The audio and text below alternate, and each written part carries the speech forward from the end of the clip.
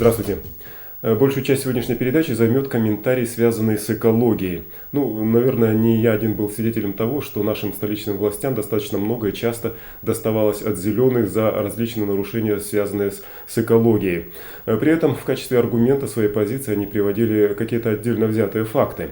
И вот с недавних пор в нашем городе не только власти, не только экологи и не только зеленые, но и общественность получили прекрасную возможность более объективно взглянуть на эту самую экологическую ситуацию в столице нашей республики. О чем пойдет речь сразу после рассказа о наиболее значимых событиях дня. Здравствуйте. Президентом алмазной компании «Алроса» накануне был избран Сергей Выборнов. Члены наблюдательного совета таким образом приняли отставку прежнего главы компании Александра Нечапорука. При этом председатель совета, министр финансов Алексей Кудрин выразил ему благодарность за работу, а президент Штыров от имени правительства и госсобрания вручил Нечапоруку знак «Гражданская доблесть». Новый глава компании приступит к работе 9 февраля. И кроме этого кадрового вопроса, безусловно важного, члены правления рассмотрели ведь еще очень важный вопрос, а именно о развитии, перспективах развития Алросы до 2015 года. Предполагается, что развиваться она будет достаточно стабильно, и к концу этого периода ожидается даже начало роста производства добычи алмазов. Еще о кадрах, на этот раз правительства. Среди тех, кто не войдет в состав правительства, оказался один из замов премьера Дмитрий Наумов. Он уже получил назначение на должность заместителя гендиректора компании «Алмазы Анабара». В компании он, как и прежде, будет заниматься вопросами агропрома и переработки продукции, поскольку алмазная компания расширяет сферу своей деятельности. Между прочим, поскольку речь зашла уж о правительстве, хотя оно сейчас члены его исполняют обязанности, напомним, утверждаться состав будет только 14 февраля, но тем не менее сегодня в Москве председатель правительства и президент должны будут представить на заседании федерального правительства комплексную программу развития производительных сил нашей республики, транспорта и энергетики до 2020 года. Достаточно серьезная такая программа и долгоиграющая, что называется. И о других новостях. В школах республики будет проведена ревизия с целью выявления нелицензионного программного обеспечения. Она проводится по поручению министра образования Российской Федерации Сергея Фурсенко во всех школах страны. Поводом для проверки послужило уголовное дело, возбужденное прокуратурой одного из районов Пермского края в отношении директора одной из школ. На компьютерах были установлены нелицензионные программы компании Microsoft. А между тем, по неофициальной оценке, примерно половина компьютеров, что установлены в школах нашей республики, имеют программное обеспечение, которое нарушает авторские права их разработчиков.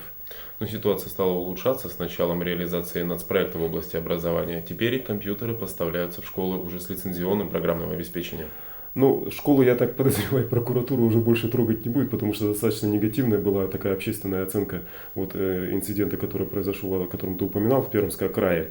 Но это совершенно не означает, что теперь настали какие-то более-менее свободные времена для, скажем так, других сфер, и производственных, и социальных, и так далее. Наверняка там будут продолжаться рейды, проверки и в отношении физических и юридических лиц тоже. На очереди сообщение из зала суда.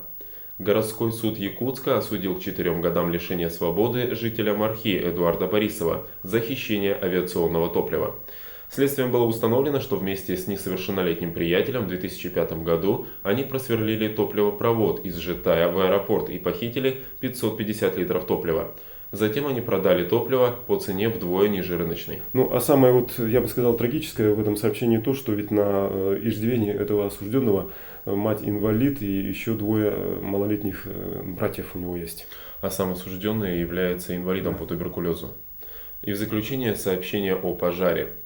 3 человека погибли за минувшие сутки во время пожара в двухэтажном жилом доме в городе Удачный Бернинского района. Пожарные обнаружили на месте происшествия тела женщины и 2 детей. Причина пожара – замыкание электропроводки в подъезде. Итак, экология. Столичным властям во все времена, и в советское, и тем более сейчас, изрядно достается от населения за экологическое, за санитарное состояние нашего города. Нередко, в общем-то, при этом спорящие стороны сбивались на какие-то частности. ну, население, скажем, сбивалось на помойки, на болото. Столичные власти приводили в ответ статистику, связанную с какими-то акциями, мероприятиями по нормализации экологической обстановки, по улучшению санитарного состояния города.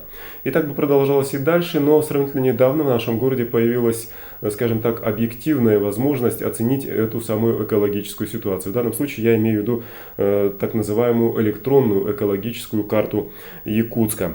Теперь она стала еще и общедоступной, поскольку выложена, что называется, в интернете. И каждый желающий может теперь познакомиться конкретно с экологической ситуацией, которая сложилась в конкретном взятом и квартале, где он проживает. Ну, а пока население, может быть, еще не в курсе этих, так сказать, деталей, мы хотим предложить комментарий на эту тему, и на некоторые мои вопросы ответит заместитель председателя территориального комитета охраны природы Кирилл Алчин. Атмосферный воздух, водные объекты, зеленые насаждения, промышленные предприятия, полигон твердых бытовых отходов. То есть вот это все разделы, которые можно там вот сейчас, конкретно. Да, на данный момент, которые там есть. Давайте для иллюстрации какой-нибудь один из них откроем. Ну, твердых бытовых отходов, скажем так. Ну, это, грубо говоря, свалки. Это да, пирамида, это что такое? Это, значит, полигоны ТБО, твердых бытовых отходов. Вот они указаны, здесь расписаны, да, где вот находится, к примеру. Вилюйский тракт, 9 километр. Вот какие официально у нас зарегистрированные полигоны ТБО здесь есть, они вот здесь все обозначены, да. Плюс к каждому полигону идет расшифровка, вот видите, съемка со спутника, то есть на каждый полигон. Расписаны, какие взвешенные вещества в воздухе города Якутска. По кварталам можно определить, какого, значит, там выделяется больше, да, в атмосферу вредных веществ. Да. И вот здесь указано, какие, значит, они на что воздействуют. Вот, к примеру, видите, аммиак. Здесь на нервную систему, на органы дыхания. Население будет смотреть, в каком районе ему, скажем так, лучше приобрести свое жилье, значит, куда пойти отдыхать, в какое место, да? То есть с точки зрения жителей города, я считаю, для них это будет иметь непосредственно, что они будут знать состояние окружающей среды вообще в самом городе, что в каком состоянии находятся озера, в каком состоянии те или иные у нас, значит, черта города находятся. Какие, значит, негативные воздействия, какие предприятия больше оказывают, какие меньше, значит, что меняется у нас в городе. С экологической точки зрения, если так вот просуммировать разные показатели, какой район наиболее благоприятный у нас? Наиболее благоприятный, чистый, ну вот это, конечно, 202 микрорайон, значит, и вот набережная полностью, значит. По Чернышевскому что идет это все? Ну вот да, вот которая идет у нас здесь. И вот то, что касается непосредственно вашей службы, в принципе, вы уже это и раньше знали все. Ну мы-то что вам это дает? Мы-то знали, а население, скажем так, не все было доступно.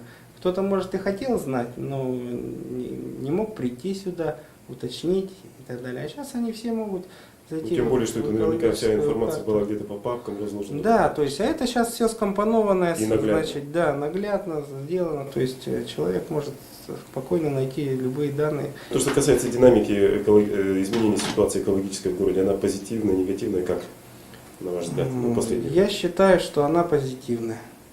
Потому что состояние, скажем так, озер в городе Якутске намного, значит, улучшилось по состоянию вообще с прошлыми, значит, годами. Многие озера горожане видят, что они, город, значит, их облагородил, значит, те же габионы вычистили, значит, озера. Все это есть, значит, ежегодно проводятся субботники по уборке территории вообще в городе. Количество зеленых насаждений, значит, в городе увеличилось. Производятся уборки. Все это, значит, положительно сказывается. Есть, конечно, недоработки, которые пытаемся мы устранить, вот, как я уже говорил, значит, связанные с отходами производства и потребления. Вот это основная, скажем так, проблема. Если мы сумеем победить, скажем так, совместно с городскими, с республиканскими властями эту проблему, то, значит, ситуация будет намного лучше. То есть главный враг у нас, у экологов, это мусор все-таки? Это мусор. На данный момент это мусор, отходы производства. Это основной враг. И вот сейчас я, как уже говорил, что управляющие вот эти компании, то есть из-за плохой вывозки твердых бытовых отходов, значит, нормы накоплений, то есть вот это все портит общую картину состояния в городе Якутске. Ценность экологической карты Якутска еще и в том, что она ведь периодически обновляется. И причем не только фотографиями со спутников, не только какими-то вот условными значками, которые мы сейчас видели на экране монитора, но и данными лабораторных исследований, проб, которые берутся экологами в почве, в воздухе, в воде тоже. Ну, то есть, когда мы говорим экологическая карта Якутска, то в значительной степени это все-таки условность, потому что это комплекс данных, комплекс сведений, периодически изменяющихся о том месте, где мы с вами живем. На сегодня все. До свидания.